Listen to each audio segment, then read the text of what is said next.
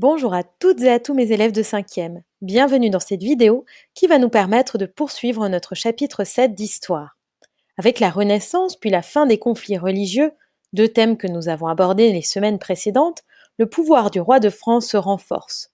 De François Ier à Louis XIV, la monarchie devient absolue. Sur cette carte, vous voyez que le royaume de France continue de s'agrandir. Ce que vous voyez en beige est le domaine royal en 1515. Ce que vous voyez en jaune pâle est le territoire qui s'agrandit sous le règne de François Ier, en jaune foncé sous le règne d'Henri IV et en orange sous Louis XIV. Quand on compare la carte de France en jaune pâle et la carte finale, on voit qu'au XVIe et XVIIe siècle, le territoire de la France s'est nettement agrandi, le roi de France ayant de plus en plus de pouvoir. Nous débutons notre semaine en nous intéressant au roi de la Renaissance par excellence, François Ier, roi qui va également très clairement affirmer son autorité royale. En effet, quels sont les éléments qui montrent la puissance de ce roi de France? Afin d'y répondre, vous avez deux documents. Le document 1 est un rapport de l'ambassadeur de Venise, Marino Cavalli. Je vous laisse le lire et trouver les éléments qui montrent que le roi devient de plus en plus puissant. Ensuite, le document 2 est le portrait officiel du roi. Il a été peint par Jean Clouet. Il est monumental, François Ier, sur ce tableau, prend toute la place. Ses mains sont posées sur le gant et l'épée, montrant sa puissance d'exécution. C'est un chef. Il est également richement vêtu à l'italienne, en broderie et en soie. Par ailleurs, en plus de montrer sa puissance de roi, il cherche à unifier le royaume par l'ordonnance de Villers-Cotterêts. Je vous laisse faire pause afin de lire le document.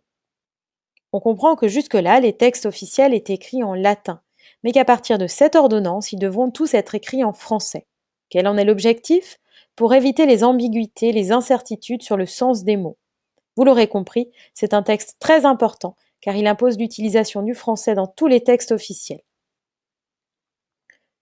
Dans un second temps, nous allons voir quelle fut la vie de la cour au temps de François Ier.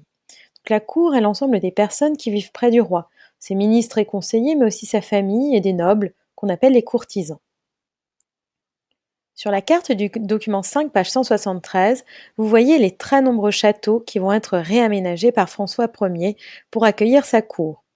Là où il passe le plus de nuits, c'est en région parisienne, au Louvre, à Saint-Germain-en-Laye et à Fontainebleau.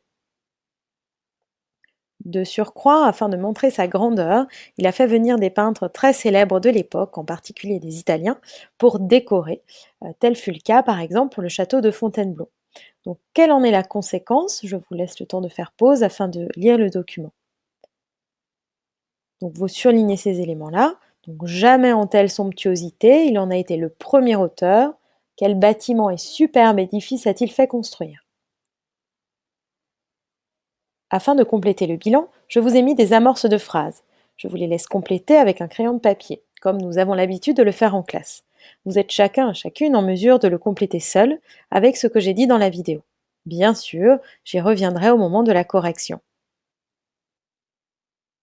Les successeurs de François Ier continuaient à imposer leur autorité royale. Henri IV arrive au pouvoir en 1589. Il va être roi jusqu'en 1610. Il arrive à mettre fin aux guerres de religion qui ont repris entre-temps entre catholiques et protestants. Je vous demande de regarder son portrait, qui est le document 1, puis sa biographie, le document 2,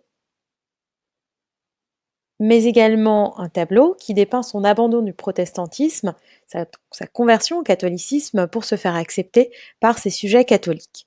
Après avoir bien regardé et lu ces 3 documents, vous répondez aux 4 questions qui sont sur votre page de lutin. Ensuite, je vous demande de lire les différents articles de l'Édit de Nantes, qui a été promulgué par Henri IV, qui accorde des droits et libertés aux protestants tout en rétablissant le catholicisme comme religion officielle du royaume. Et je vous laisse répondre aux questions du tableau. Ainsi, Henri IV a rétabli l'autorité royale, il s'est entouré de ministres efficaces qu'il a choisis lui-même, et grâce à la paix et son action, la vie de la population s'est nettement améliorée.